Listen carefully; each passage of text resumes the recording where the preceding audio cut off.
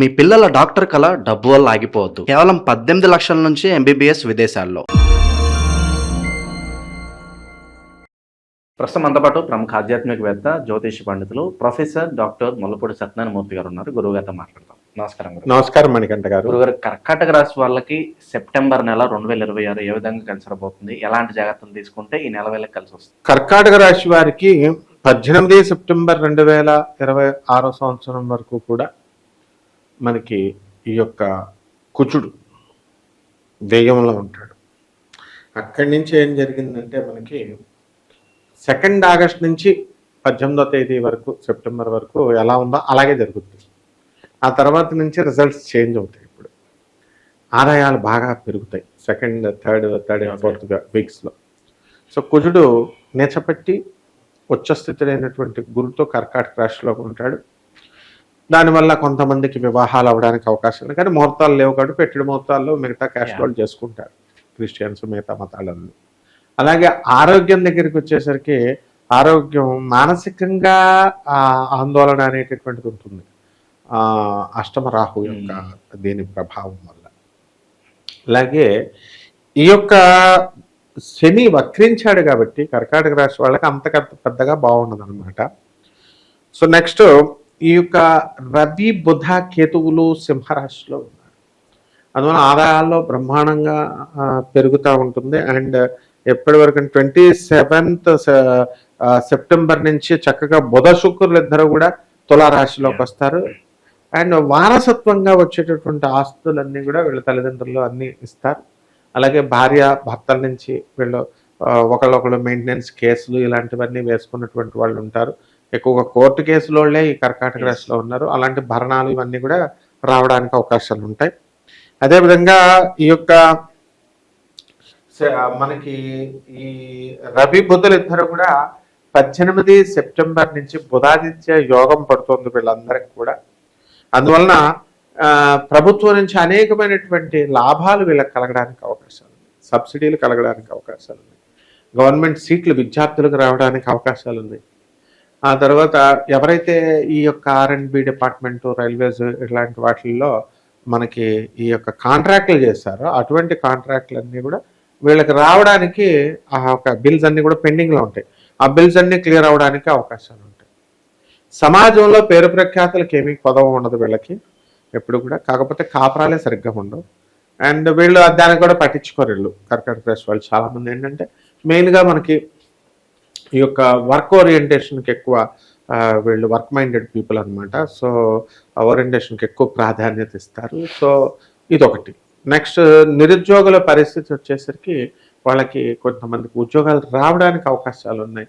కొంతమంది టెస్టులు పాస్ అవుతున్నారు, కానీ 1-2 మార్కుల దగ్గర మంచి ర్యాంక్స్ కోల్పోవడం అనేటటువంటిది జరుగుతుంది. 1కి 2 సార్లు ప్రయత్నం చేయాల్సినటువంటి అవసరం వీళ్ళకి ఏర్పడుతుంది. రైతులు వచ్చేసరికి వీళ్ళందరూ కూడా డౌన్ఫాల్ ఉంటుంది రైతులకి. కొత్తగా వీళ్ళకి ఏవైతే అప్పులు చేశారో ఆ అప్పుల్ని వీళ్ళు తీర్చలేకపోతారు. కాస్ట్లీ గ్యాడ్జెట్స్ అన్నీ కూడా కొనిపడేస్తారు. సో బ్యాంక్ లోన్లు ఇవన్నీ ఎక్కడ పడితే అక్కడ వాడేస్తారు, క్రెడిట్ కార్డులు అన్నీ కూడా. ఇప్పుడు బ్యాంక్ వాళ్ళు అందరూ వచ్చి వీళ్ళ మీద పడిపోవడానికి అవకాశాలు ఉంటాయి. కాబట్టి స్నేహితులతో కాస్త జాగ్రత్తగా ఉండాల్సినటువంటి పరిస్థితి ఉంది. అండ్ కుటుంబ అనుబంధాల దగ్గరికి వచ్చేసరికి వీకెన్ అవుతాయి. భర్త వాళ్ళంతా కూడా సరిగ్గా అర్థం చేసుకోరు. అత్తగారు, మామగారు వీళ్ళందరూ కూడా కొంచెం గొడవలు, కోర్టుల్లో కేసులు జరుగుతున్నాయి. కర్కాటక రాశి వాళ్ళు కాంప్రమైజ్ అవ్వాలని అనుకున్నప్పటికీ కూడా వాళ్ళ భర్తలు, మకర రాశి వాళ్ళు ముఖ్యంగా వాళ్ళు ఎట్టి పరిస్థితుల్లో ఒప్పుకోరంటే క్వైట్ ఆపోజిట్ రాశి అనమాట. ఈ యొక్క మకర రాశి అని ఎక్కువ మంది వాళ్ళే ఉంటారు కర్కాటక రాశి వాళ్ళకి హస్బెండ్స్ కింద కోర్టు కేసులు వేసుకున్న వాళ్ళు. అలాగే దూరపు ప్రయాణాలు అనేటటువంటివి వీళ్ళందరూ కూడా చాలా ఎక్కువగా చేస్తారు. వీళ్ళు కొత్త బట్టలు కొంటారు అండ్ నూతన ఆభరణాలు ఇవన్నీ కూడా జరుగుతాయి. అండ్ సినిమా, రాజకీయాల్లోకి కూడా ప్రవేశం చాలామంది చేస్తారు. ఇటీవల యూట్యూబ్లో ఒక వీడియో చూస్తున్నాం మనం. మీరు ఏదైనా సరే సినిమాలో పిలుస్తున్నా, ఈ యొక్క షార్ట్ ఫిలిమ్స్ పిలుస్తున్నా, లేకపోతే ఏవేదో ఒకటి ఇలాంటి నాటకాలు ఇలాంటివన్నీ కూడా పిలుస్తుంటే తొందరగా టీవీ సీరియల్స్ తొందరగా వెళ్ళకండి, నాకులాగా నష్టపోతారని పాపం ఒక అమ్మాయి చెప్తుంది. వీళ్ళంతా కమిట్మెంట్లు ఉంటాయి వీళ్ళకి అని. అందువలన ఇలాంటి ప్రమాదాలు ఈ కర్కాటక రాశి వాళ్ళకి జరగడానికి అవకాశాలు ఉన్నాయి కాబట్టి జాగ్రత్తగా ఇలాంటి వాటికి వెళ్ళకూడదు. వీళ్ళు సినిమా ఫీల్డ్లో మనం చాలా జాగ్రత్తగా సీనియర్స్ వాళ్ళు పాపం నష్టపోయినటువంటి వాళ్ళు చెప్తున్నారు, వాళ్ళ అనుభవాలు తెలుసుకోవాలి. అండ్ పోలీస్ డిపార్ట్మెంట్ ఎప్పటికప్పుడు గైడ్ చేస్తుంది, ఎన్ఆర్ఐలను పెళ్లి చేసుకోవద్దు, జాగ్రత్తగా చేసుకుంటే జాగ్రత్తగా చూసుకొని చేసుకోండి అని.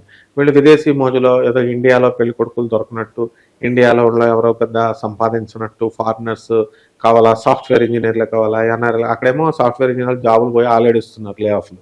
సో ఇలాంటివన్నీ వద్దు అని చెప్పి పాపం షీ టీమ్స్ అందరూ కూడా జాగ్రత్తగా ఎంక్వైరీ చేసుకొని సుఖంగా ఉండండి అని ఎప్పుడు డిపార్ట్మెంట్ చెప్పుద్ది. వీళ్ళు ఎక్కడంటారు జనం. కాబట్టి రాజకీయాలలో ఉన్నటువంటి వాళ్ళకి పోస్టులు కావాలి. పోస్టులు కావాలంటే మన విజయ్లాగా ధైర్య సాహసాలు ఉండాలి, రిఫర్మేషన్స్ తీసుకురావాలి. ఉదయ్ స్టాలిన్ ఒక్క నిమిషంలో అరెస్ట్ చేసి తోసిపారేసాడు, ప్రభుత్వం పడిపోదా ఇవన్నీ ఏం ఆలోచించకుండా. మరి అట్లా ఉండాలా రిఫర్మేషన్స్? త్రిషాన్ అంటే ఊరుకుంటారా? మరి కాబోయే ముఖ్యమంత్రి ఆమె రానున్న కాలంలో. జయలలిత లెగసీని ఆమె కంటిన్యూ చేస్తుంది. మనం ఎప్పుడో చెప్పాం, ఇప్పుడు చూస్తున్నారు పాయిస్ గార్డెన్లో జయలలిత ఇళ్ళు కొండమైనా జయలలిత లాగే అవమానించడం. కరుణానిధి వంశస్థుడు వాడు ఉదయ్ స్టాలిన్ అన్నీ చూడండి. ఫ్యూచర్లో మనం 10 years ముందు మనం చెప్తున్నాం. ఆఫ్టర్ ఆల్ మామూలు మనుషుల జాతకాలు చెప్పడం ఎంత. కాబట్టి ఇవన్నీ కూడా కామన్ ప్లాట్ఫారం మీద మనం చెప్పాం. ఇప్పటి వరకు మనం చెప్పిన వరల్డ్ కప్లు ఇవన్నీ వచ్చినాయి, 4 states, ఐపీఎల్ మ్యాచెస్ అన్నీ కూడా మామూలు మనుషులకు మనం చెప్తుంటే అర్థం చేసుకోవాలి. కాబట్టి కామన్ ప్లాట్ఫారం మీద కొన్ని వేల మందికి, కొన్ని కోట్ల మందికి మనం చెప్పేది అప్లై అవుతుంది. కాబట్టి ఇవన్నీ కూడా వేగుగా కాకుండా ఇంకా ఎగ్జాక్ట్గా, ఇంకా ప్రిసైజ్గా తెలుసుకోవాలంటే they should furnish their details. Date of బర్త్లు ఇవన్నీ తీసుకొని అపాయింట్మెంట్ చేసుకుంటే మన వాళ్ళు తప్పకుండా అరేంజ్ చేస్తారు. అండ్ డెఫినెట్లీ మనం వీళ్ళకి మంచిగా మనం ఇంకా అక్యురేట్గా మనం ఇవ్వడం జరుగుతుంది. అంతేకాదు ఏన్షియంట్ వేదిక్ సైన్సెస్ని అలాగే మోడర్న్ ఫిజిక్స్ని మనం అప్లై చేసి నాసా లైవ్ రిపోర్ట్స్తో మనం అందరికంటే కూడా విభిన్నంగా మనం జాతకాలు చెప్తాం. కాబట్టి కాస్త ప్రిసైజ్గా అక్యురేట్గా రావడానికి అవకాశాలు ఉంటాయి. కాబట్టి ఈ రకంగా మనకి ఆకస్మిక ధనలాభాలు కూడా ఉన్నాయి. నాయన గురుగారు, ప్రజెంట్ ఉన్న గ్రహస్థితి బట్టి వీళ్ళు ఎవరిని ఎక్కువగా ఆరాధిస్తూ ఉండాలి, ఎలాంటి పరిహారాలు చేయాలంటారు? వీళ్ళందరూ కూడా తమిళనాడులో ఉన్నటువంటి లలిత అమ్మవారి యొక్క దర్శనం చేసుకోవాలి. లలిత సహస్రనామాన్ని మనం వీళ్ళు చదువుకోవాలా. అండ్ ఈ యొక్క మంత్రాలు అనేటటువంటివి మానిటరీగా, ఇప్పుడు డబ్బుల పరంగా వాళ్ళకి ఆదాయం కావాలనుకోండి, యక్షిణి సాధన చేసుకోవాలి వీళ్ళు. మనం వాళ్ళు చేస్తే మనం మంత్రం ఇస్తాం వాళ్ళకి. మామూలుగా కాదు, లేదు మనకు మోక్షం చాలండి అని అనుకుంటే ఓకే, డెఫినెట్గా మనం లలిత అమ్మవారిని సహస్రనామాలు ఇవి చేసుకోవాలి. లలితా అమ్మవారి గుడి తిరుమేచ్చూరులో ఉంది, తమిళనాడులో. ఆ తిరుమేచ్చూరులో మనకి పాయసాన్నాన్ని, తర్వాత స్నిగ్ధౌదన ప్రియ, పాయసాన్న ప్రియ త్వక్స్థ పశులోక భయంకరి పాయసానాన్ని అక్కడ వేసేసి ఆ కుండీలో అక్కడ స్నిగ్ధౌదన అంటే ఆవు నెయ్యిని దానిపైన వేసి ఆ యొక్క పాండ్ అంతా కూడా నిండిపోతుంది. అప్పుడు ఆ అమ్మవారి యొక్క ప్రతిబింబం దాంట్లో నుంచి చూస్తే వీళ్ళ దోషాలు పోతాయి. ఇవన్నీ కూడా నవరాత్రుల్లో చేస్తారు. కాబట్టి ఇదంతా అప్పుడే కాకుండా మామూలుగా వెళ్ళి విత్ రోజుల్లో కూడా మనం లలితా సహస్రం అక్కడ చదువుకోవచ్చు, అక్కడ అమ్మవారి దర్శనం చేసుకోవచ్చు. మరి అందరూ కూడా చిత్తశుద్ధి కావాలి. ఈ రకంగా పేదవారికి, అనాథలకి, వికలాంగులకి, సాధువులకి దాన ధర్మం చేసుకోవాలి. అమ్మవారి హృదయం చూస్తుంది.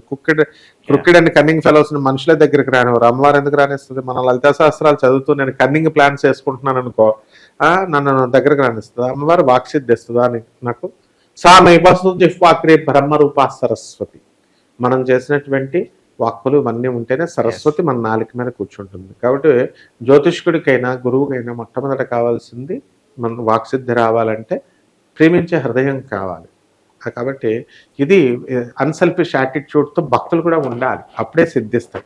అలాగే ముఖ్యంగా రావి చెట్టుని వీళ్ళు ఇంట్లో పెంచుకోవాలి. ఆ రావి చెట్టుని చక్కగా ఏ విధంగా అయితే ఉసిరి చెట్టుని, తులసి చెట్టుని మనం పూజ చేస్తామో దాన్ని కుండీలో చేసుకున్న తర్వాత ప్రదక్షిణాలు చేస్తూ, అలాగే శ్రీపాద వల్లభుడిని దర్శిస్తూ పిఠాపురం వెళ్ళొచ్చు. వారం రోజులు ఫ్రీగా భోజనాలు పెడతారండి అక్కడ. దర్శనం రూమ్తో సహా ఫ్రీ. అక్కడ వెళ్ళేసి అక్కడ ఉండి దర్శనం చేసుకుని వచ్చినట్లయితే సరిపోతుంది. మంచి విశ్లేషణ అందించారు. ధన్యవాదాలు.